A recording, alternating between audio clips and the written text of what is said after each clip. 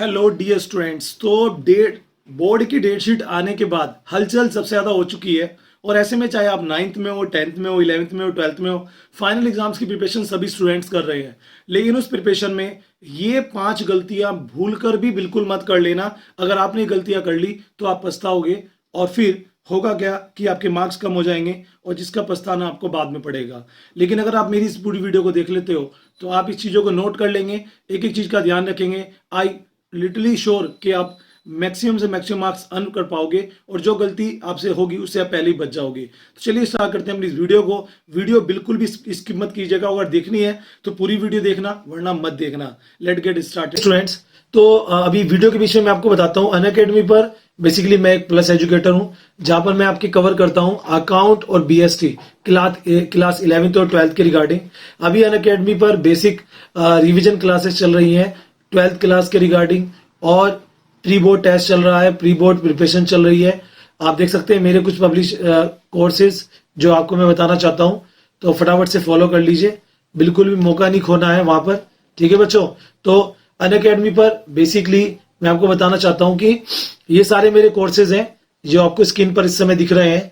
इन सबको आप फ्री भी पढ़ सकते हैं, पेड भी पढ़ सकते हैं। फिलहाल कुछ पेड कोर्स के लिए आपको लिंक डिस्क्रिप्शन में दिया गया है, लिंक पर जाइए, अनअकैडमी पर फॉलो करिए। ये मेरा रेफरल कोड है SBJ लाइव, आप जब यूज करेंगे 10% डिस्काउंट आपको मिलेगा। Thank you very much.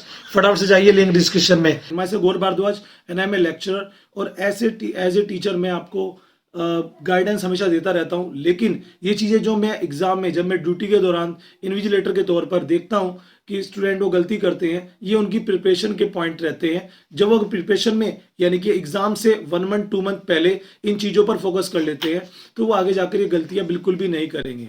Guys, बात करते हैं पहली गलती की, जो है कि एक ही बुक से पढ़ना। बहुत बार क्या करते हैं हम स्टूडेंट्स, ये मैं स्टार्टिंग से चला हूँ लेकिन एंड वाली गलती बहुत खास है, उसको देख लेना। बहुत स्टूडेंट क्या करते हैं, जो उनके सिलेबस में एक बुक है जैसे कि एनसीईआरटी है, बस उससे स्टडी करते हैं। या मान लीजिए कोई, जैसे मैं बात करूँ 11th की बुक है ये बीएसटी की, और इससे ही आप पढ़ाई कर रहे हैं केवल एक बुक से। एक बुक एक राइटर ने लिखी है, उसने उसमें 100% डाटा नहीं दिया होगा। लेकिन अगर आप भी चाहते हैं मेरे मैक्सिमम मार्क्स आए तो मोर देन 1 बुक से आपको पढ़ना चाहिए। केवल एक बुक से मत पढ़े, या एक क्वेश्चन बैंक से मत पढ़े, या एक अनसोल्ड से मत पढ़े, या एक नोट से मत पढ़े। उससे क्या होता है आप खुद सोचिए, एक जगह पर 100% नहीं हो सकता।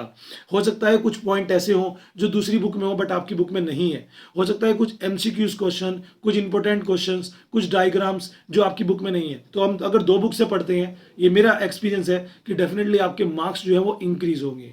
सेकंड, नींद से समझौता मत करें। बहुत सारे स्टूडेंट ऐसे होते हैं जो पूरे साल तो खास पढ़े नहीं, या टॉपर लेवल के स्टूडेंट्स होते हैं जो अपनी नींद का बिल्कुल भी ध्यान नहीं करते, या जो पूरे साल पढ़े नहीं, पेपर से पहले एकदम पढ़ने बैठे और तब उन्होंने टारगेट बनाया कि अब मैं रात को भी पढ़ूंगा, दिन में भी पढ़ूंगा, है ना। और ऐसे में आप पढ़ने तो लग जाते हो लेकिन आप अपनी हेल्थ का बिल्कुल भी ध्यान नहीं देते हो। उसका रिजल्ट ये होता है कि एग्जाम से जस्ट 2 दिन पहले, 3 दिन पहले आपकी तबीयत खराब हो जाती है, क्योंकि हमारी बॉडी हम जैसे चाहते हैं वैसे ही रहती है। अगर हमारी बॉडी को हम ज़्यादा एक कंडीशन में रखेंगे तो वो ऑब्वियसली खराब हो जाएगा। अगर मैं बैठा रहूंगा सारा दिन तो मेरी पीठ में दर्द हो जाएगा, जो मेरी बोन है वो पेन करने लगेगी। इसी तरह से ज़्यादा लेटे रहेंगे तब प्रॉब्लम आती है। तो एक कंडीशन में बिल्कुल नहीं रहना है। आपको मिनिमम 6.5 से 7 घंटे की नींद अपनी बॉडी को जरूर देनी है, और नींद हमेशा रात की दीजिए, क्योंकि दिन की नींद हमारी बॉडी को कोई फायदा नहीं पहुंचाती। ध्यान रखना बच्चों, रात की नींद 7 घंटे की, 6.5 7 घंटे की मस्ट होती है, जो हमारे लिए जरूरी होती है। तीसरा, बहुत बड़ी गलती है जो हमेशा बच्चे करते हैं, जब एग्जाम्स होता है उससे 2 दिन पहले ही पेन परचेज करते हैं। तो मैं पूछता हूं कि कहाँ जा रहे हो? सर कल मेरा एग्जाम है, मैं न्यू पेन परचेज करके लाता हूँ, न्यू सब कुछ, अपना ज्योमेट्री बॉक्स न्यू लाता हूँ। आप 9th 10th 11th 12th, मुझे पता है आप बड़े बन चुके हो, आपको ये छोटी बात लगती है, लेकिन ये छोटी बात नहीं है, बहुत बड़ी बात है। हम पेन परचेज करते हैं किस तरह का? सोचिए कि यार कंपनी का पेन लाता हूँ, वैसे तो मैंने स्टडी किया 10 रुपये वाले पेन से, लेकिन एग्जाम से मैं 30 रुपीज़ वाला पेन लाऊंगा, मैं पार्कर का पेन लाऊंगा, ठीक है, और मैं अलग अलग मतलब 50 रुपीज़ वाला पेन लाऊंगा, बढ़िया पेन लाऊंगा। होगा क्या? मैं आपको एक सिंपल सा एग्जांपल देता हूं। सपोज कीजिए कि आप अपने पास एक्टिवा रखते हो, एक्टिवा चलाते हो, आपने किसी दोस्त की एकदम बुलेट ली और मैं वो चलाऊंगा या चलाऊंगी, और आपने उसको चलाया, तो क्या आप पहली बार में उसे कंफर्टेबल फील करोगे? नहीं करोगे, क्योंकि आपके पास तो बुलेट है ही नहीं। आपके पास तो एक्टिवा है। हाँ, अगर आप किसी दोस्त की एक्टिवा ले लोगे तो उस पर स्पीड आपकी अच्छी बनेगी, ग्रिप आपकी अच्छी बनेगी। ऐसी दोस्तों पेन होता है। जिस पेन से हम पूरे साल पढ़ते हैं उससे हम एग्जाम देने नहीं जाते।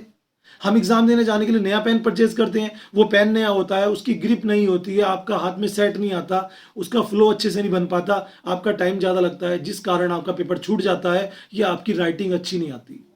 सोचिए, जिस पेन से आप पूरे साल स्टडी कर रहे हो, पूरे साल आपने कॉपीज भरी हैं, और उन उसी पेन से आप अगर एग्जाम में काम करोगे तो आपका फ्लो कितना अच्छा आएगा, आपकी स्पीड कितनी अच्छी आएगी। तो जिस पेन से आप फाइनल बोर्ड एग्जाम में या फाइनल एग्जाम में काम करने वाले हो, उस पेन को आज ही परचेज कर लो, या फिर जिस पेन से आप आज काम कर रहे हो अपना, उसी पेन को आपको अपने एग्जाम में रखना है। इस चीज़ का ध्यान रखिए, क्योंकि आपकी उस पर ग्रिप बनेगी। अब बच्चा कहता है सर ये तो खाली हो जाएगा, तो यार आप उसमें जो रिफिल होते हैं उसका पूरा बॉक्स परचेज कर लो, जैसी खत्म हो रिफिल चेंज कर लो, इतना तो कर सकते हो। या उसी कंपनी के 10 पेन परचेज कर लो, 5 पेन परचेज कर लो, उससे ही करोगे ना, आपकी ग्रिप अच्छी बनेगी, आपका फ्लो अच्छा बनेगा, राइटिंग अच्छी आएगी, टाइम मैनेजमेंट अच्छा होगा, और डेफिनेटली बेनिफिट होने वाला है। नेक्स्ट जो आती है वो है कि कुछ बच्चे क्या करते हैं, ग्रुप डिस्कशन से बचते हैं। देखो, पूरे साल चाहे आपने अकेले स्टडी करी है, अगर एग्जाम से महीना 2 महीना पहले, 3 महीने पहले आप अगर ग्रुप डिस्कशन कर लोगे, जैसे कि आप 4 फ्रेंड्स हो या 5 फ्रेंड्स हो, ठीक है, वो चाहे बॉयज हो चाहे गर्ल हो, वट एवर, आप बॉयज हो चाहे गर्ल हो, वट एवर, आप दोनों को साथ में आप बैठ के पढ़िए, डिस्कशन कीजिए। क्या होता है मैं आपको बताता हूँ, पिछले 8 महीने में आपने जो भी स्टडी की है, 9 महीने में जो भी स्टडी की है, अब आप उसका डिस्कशन अगर करते हो तो आपको बहुत सारी चीज़ें नहीं मिलेंगी। जैसे किसी चैप्टर में पर्टिकुलर मैं और आप स्टडी कर रहे हैं, और हम दोनों ग्रुप डिस्कशन करते हैं, तो मैंने क्या याद किया है मैं आपको वो बताऊंगा, आपने क्या याद किया है आपको वो पता लगेगा। तो कभी कभी हमें ऐसा लगता है अच्छा ये चीज़ तो मैंने याद ही नहीं की, चलो मैं इसको भी याद कर लेता हूँ। थैंक यू वेरी मच मुझे बताने के लिए।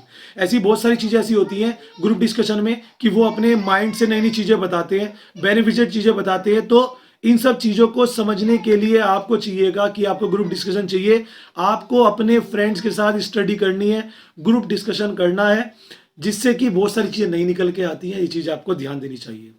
नेक्स्ट वो है कि स्टूडेंट याद करते हैं, लिख के नहीं देखते।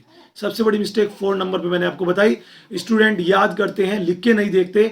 इस कारण से उनकी राइटिंग अच्छी नहीं बनती, इस कारण से एग्जाम में उनकी स्पीड नहीं आती। फिर बाद में आके कहते हैं कि सर ये तो मेरे से छूट गया, ये तो मेरे से लेफ्ट हो गया, क्योंकि मेरे पास टाइम कम था, 1 क्वेश्चन रह गया, 2 क्वेश्चन रह गया। तो मैं सिंपली आपको एक चीज बताना चाहता हूं स्टूडेंट्स, कि आपको एक चीज का ध्यान डेफिनेटली देना है कि आपको, जी हाँ गाइज, आपको फाइनल एग्जामिनेशंस के लिए अभी से ही लिख कर देखना चाहिए। आज आपने क्या लर्न किया है, क्या कुछ सीखा है, उसको कम से कम कल थोड़ा बहुत लिख के देखिए। उसके आपकी स्पीड अच्छी बनेगी, आपका फ्लो अच्छा बनेगा, आपकी ग्रिप अच्छी बनेगी, और आप डेफिनेटली उस चीज पे ध्यान देंगे। और फाइनल 5th मिस्टेक जो है कि हम पढ़ते हैं, लिखते हैं, होशियार हो जाते हैं, प्रेजेंटेशन को छोड़ देते हैं। मैं as a educator, as a lecturer और एज ए एग्जामिनर, मैं कॉपीज भी चेक करता हूं आपकी बोर्ड एग्जाम्स की बच्चों की, होम एग्जाम्स के बच्चों की। उस समय क्या होता है, हम जब कॉपी चेक करते हैं उस समय हम पहले फर्स्ट लुक से ही पता लगा लेते हैं कि ये स्टूडेंट कितना इंटेलिजेंट है। सपोज कीजिए कि मैंने किसी बच्चे की कॉपी खोली, उसमें प्रेजेंटेशन मस्ट है, मस्त है, बिल्कुल मस्ट भी और मस्त भी। कैसे कि उसने डायग्राम बनाए हुए हैं, उसने एक सिस्टमेटिकली वर्क कर रखा है, सफाई से काम कर रखा है, तो हम खुश हो जाते हैं कि these are the intelligent student. लेकिन अगर आप इंटेलिजेंट हो फिर भी आपने प्रेजेंटेशन नहीं करी, तो हमारी नज़र में आप तो बेवकूफ़ ही हो। अगर आपने स्टार्टिंग में कोई मिस्टेक कर दी, आपने ओवरराइट कर दिया, कटिंग कर दी, या आपने वाइटनर लगा दिया, तो आपने मिस्टेक कर दी, और इस मिस्टेक से आपको बचना है, और इसके लिए आपको अभी से प्रेजेंटेशन करनी चाहिए। प्रेजेंटेशन के लिए आप मुझे कहेंगे तो मैं सेपरेट वीडियो आपको बना के दे दूंगा, जिसमें आप अलग अलग डायग्राम बना सकते हैं। जैसे कि किसी क्वेश्चन की मेरिट डिमेरिट्स है, तो आप उनकी मेरिट डिमेरिट्स को अलग अलग डायग्राम बनाकर, जैसे कि आपने क्लाउड बना दिए, या आपने एक ट्री बना दिया, उसके अंदर आपने उन्हें पॉइंट वाइज लिख दिया, या आपने एक पोल बना दिया, पोल के अंदर आपने अलग अलग स्लाइड्स निकाल दी, उसमें आपने लिख दिया, या आपने एक पूरे पेज पर ही अलग अलग स्टार बना दिए, उनके अंदर लिख दिया। इस तरह का ही चीज़ें चाहिए होती हैं प्रेजेंटेशन में। कोशिश करिए मैक्सिमम प्रेजेंटेशन आप अभी से ही सीखिए, तब जाकर आपके बोर्ड में या फाइनल एग्जामिनेशन में मार्क्स अच्छे आ पाएंगे। आई होप कि ये 5 गलती आप बिल्कुल नहीं करेंगे। और अगर वीडियो अच्छी लगी हो तो बताना, मैं इसका सेकंड पार्ट जरूर लेकर आऊंगा। और ये सीरीज मैंने स्टार्ट कर दिया आपके बोर्ड एग्जाम्स वाले बच्चों के लिए, खासकर बोर्ड एग्जाम्स मई से पहले आपको इस तरह की डेफिनेटली वीडियो मिलने वाली है। जब घड़ी में शाम के 7 बजे, तो वीडियो देखने जरूर आइएगा अपने चैनल पर। Thank you very much.